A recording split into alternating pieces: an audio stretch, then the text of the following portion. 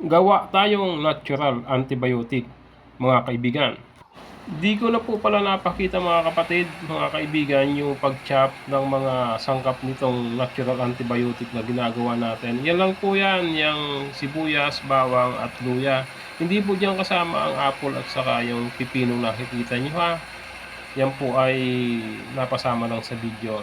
Basta po, tatlong sangkap lamang po ang natural antibiotic, yung sibuyas, bawang, and luya.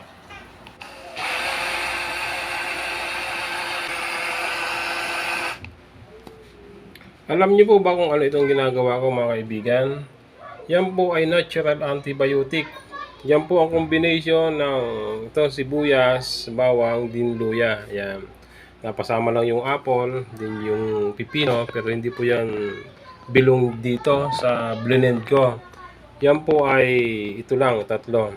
Itong luya, bawang, then ang sibuyas. Yan po ang natural antibiotic. Ano naman po ang pakinabang nito at ba't ko ginagawa ito? Simple lang mga kapatid.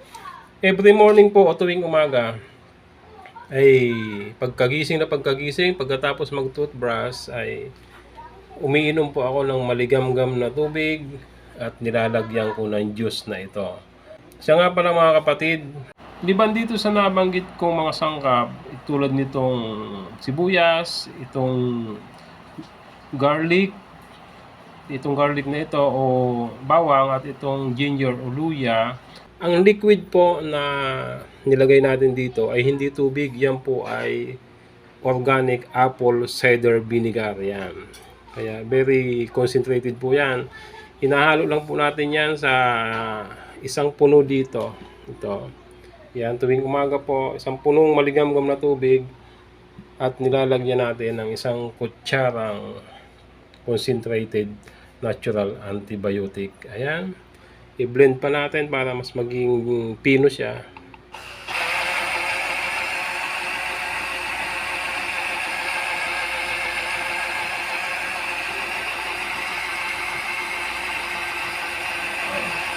Ito po pala mga kapatid ay hindi lang sa tao applicable, maging sa mga alaga nating hayop, pwede po ito.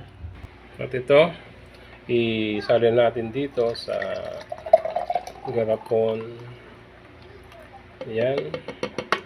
Yan na po ang organic o ang natural antibiotic. Yan. Ang benefits po nito sa ating katawan ay nagpapalakas po ito ng immune system para hindi po tayo basta-basta tamaan ng mga anumang sakit. Yan. Or i-research nyo na lang po para po malaman ninyo.